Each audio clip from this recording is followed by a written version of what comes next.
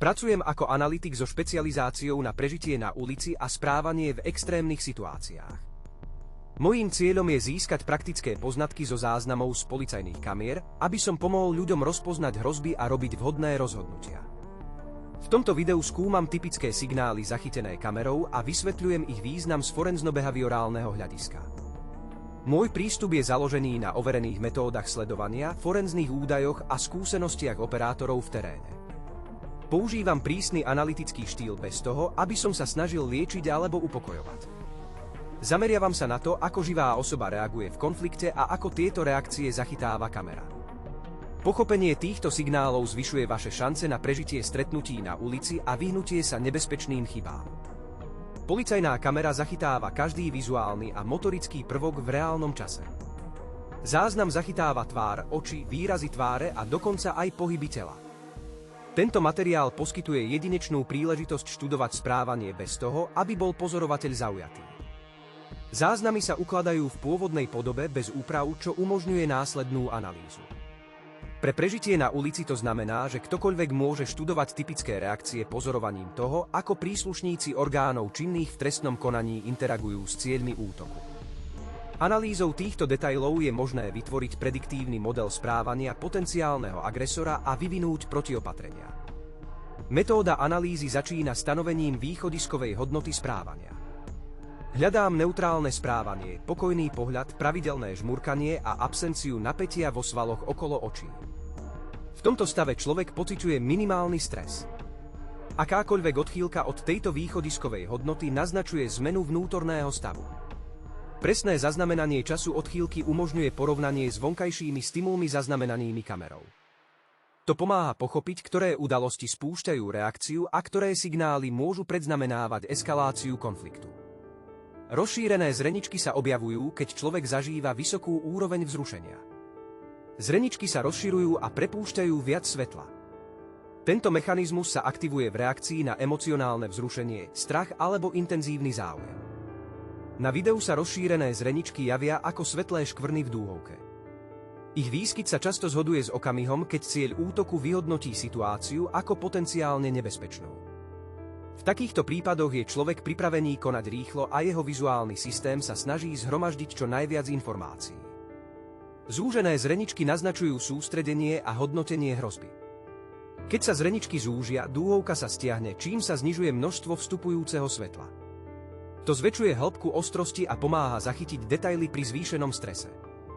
Na zázname z kamery sa obraz javí tmavší.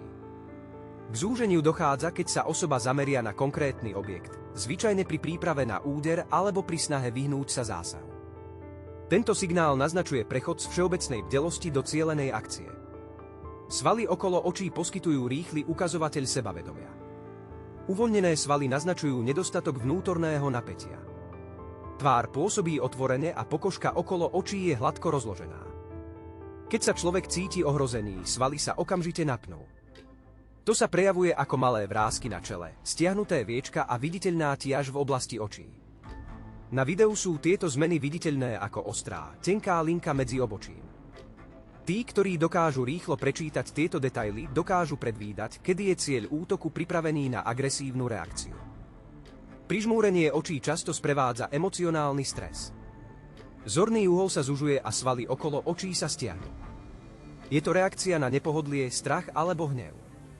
Na videu sa prižmúrenie očí javí ako prudké zúženie zreničiek a zášklby horných viečok. Toto gesto často predchádza slovnému vyjadreniu nespokojnosti alebo fyzickému konaniu. Pochopenie jeho významu pomáha rozlíšiť jednoduché zmetenie od ochoty použiť silu. Jemné šklbanie dolného viečka je indikátorom skrytého stresu. Malé svaly v tejto oblasti reagujú na nervovú stimuláciu takmer okamžite. Na videu sa šklbanie javí ako rýchle, takmer nepostrehnuteľné trhnutie kože. Tento mikrosignál sa často objavuje, keď sa človek snaží skryť svoje skutočné úmysly, ale vnútorné napätie stále uniká. Dá sa zistiť aj na záberoch, kde je tvár čiastočne zakrytá, pretože pohyb sa odohráva v tesnej blízkosti očí. Frekvencia žmurkania sa líši v závislosti od úrovne úzkosti. V pokoji človek žmurka niekoľkokrát za minútu, aby zvlhčil rohovku a udržal si jasnosť videnia. Pri zvýšenom strese sa frekvencia žmurkania zvyšuje a niekedy dosahuje niekoľko žmurkaní za sekundu. Na videu sa rýchle žmurkanie javí ako rýchle, opakované blikanie očných viečok. Tento vzorec sa často pozoruje v scénach, kde je subjekt pod tlakom, napríklad počas výsluchu alebo policajnej naháňačky. Pochopenie tejto dynamiky umožňuje posúdiť stupeň vnútorného stresu bez toho, aby ste museli klásť otázky. Kultúrne normy očného kontaktu ovplyvňujú interpretáciu správania. V niektorých regiónoch trvá priamy pohľad len niekoľko sekúnd, zatiaľ čo v iných sa dlhodobý kontakt považuje za agresívny. Na videozáznamoch je vidieť, ako policajt upiera svoj pohľad na seba, zatiaľ čo podozrivý sa mu vyhýba. Tento rozdiel často odráža taktiku, udržiavanie očného kontaktu posilňuje kontrolu, zatiaľ čo vyhýbanie sa mu môže naznačovať pokus o vyhnutie sa zodpovednosti. Analytik musí tieto rozdiely zohľadniť, aby mohol presne posúdiť úmysly účastníkov. Vyhýbanie sa očnému kontaktu sa často používa ako taktika na zmiernenie rizika. Podozrivý môže odvrátiť pohľad, aby neprovokoval policajta, ktorý vníma priamy očný kontakt ako výzvu. Na videu sa to javí ako rýchle naklonenie hlavy, niekedy sprevádzané rýchlym žmurkaním. Táto taktika môže tiež naznačovať, že podozrivý zatajuje informácie alebo sa snaží získať čas na naplánovanie úteku. Rozpoznanie týchto signálov zvyšuje šance na primeranú reakciu v reálnom čase. Oči upreté na objekt s dominantným pohľadom často naznačujú pokus o prevzatie kontroly. Príslušník orgánov činných v trestnom konaní v nadradenej pozícii si často udržiava priamy, neochvejný pohľad. To zvyšuje psychologický tlak na cieľ. Na videu sa takýto pohľad javí ako fixný pohľad upretý na tvár súpera bez odchýlky. Prítomnosť takéhoto signálu naznačuje, že iniciátor konfliktu sa snaží potlačiť odpor. Pochopenie tejto skutočnosti pomáha potenciálnemu pozorovateľovi posúdiť, kedy môže situácia eskalovať do otvorenej sily.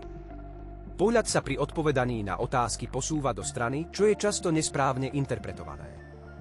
V skutočnosti takéto bočné pohyby odrážajú spracovanie informácií. Keď človek zvažuje odpoveď, jeho oči sa často posúvajú nadol alebo do strany.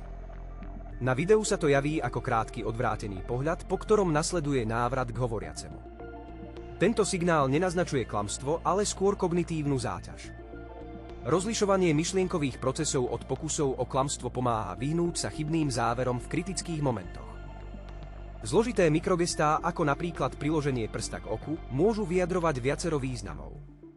V niektorých prípadoch signalizujú váhanie, keďže sa subjekt snaží získať čas na posúdenie situácie.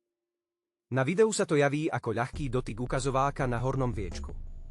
Toto gesto je často sprevádzané miernym prižmúrením očí a zamračením. Analytik musí zvážiť kontext, aby túto kombináciu správne interpretoval. Ak sa tak stane, keď policajt kladie objasňujúcu otázku, môže to naznačovať neistotu ohľadom odpovede. Ako praktický príklad si uveďme policajta, ktorý sa blíži k podozrivému v uličke. Video zachytáva mierne zúžené oči podozrivého a rozšírené zreničky. Svaly okolo očí sú napäté a je viditeľné mierne šklbanie dolného viečka. Keď policajt položí otázku, podozrivý sa rýchlo odvráti, rýchlo žmurká a jemne si pritlačí prst na horné viečko. Tieto signály naznačujú vysokú úroveň vnútorného napätia, snahu skryť svoje skutočné úmysly a potrebu dodatočného času na naplánovanie svojej odpovede. Policajt, ktorý si tieto detaily všimne, môže prispôsobiť svoju taktiku, použiť asertívnejší tón a skrátiť konverzáciu, aby sa znížila možnosť eskalácie. Na základe údajov, ktoré som zhromaždil, vyvíjam súbor odporúčaní pre tých, ktorí chcú zlepšiť svoje šance na prežitie v pouličných konfrontáciách. Poprvé, naučte sa sledovať svoje zreničky a to, ako sa menia v reakcii na stres. Po druhé, je dôležité všímať si svalové napätie okolo očí, pretože sa objavuje rýchlejšie ako akékoľvek iné príznaky. Po tretie, sledujte frekvenciu žmurkania, pretože rýchle žmurkanie signalizuje zvýšenú úzkosť. Po štvrté, zvážte kultúrne rozdiely v očnom kontakte, aby ste sa vyhli vyprovokovaniu zbytočných konfliktov. Po piate, venujte pozornosť mikrogestám, ako je dotyk očných viečok, ktoré často predznamenávajú pokus o vyhnutie sa zodpovednosti. Dodržiavaním týchto zásad môže človek rýchlo určiť, kedy si situácia vyžaduje deskaláciu a kedy je čas pripraviť sa na obranu. Na záver by som chcel zdôrazniť, že policajné videozáznamy sú cenným zdrojom informácií o skutočnom ľudskom správaní v konfliktných situáciách.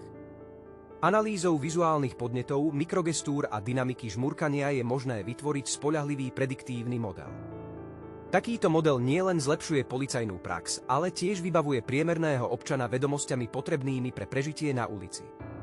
Pochopenie toho, ako oči a súvisiace svaly reagujú na hrozby, umožňuje včasné rozpoznanie nebezpečenstva a vhodné konanie.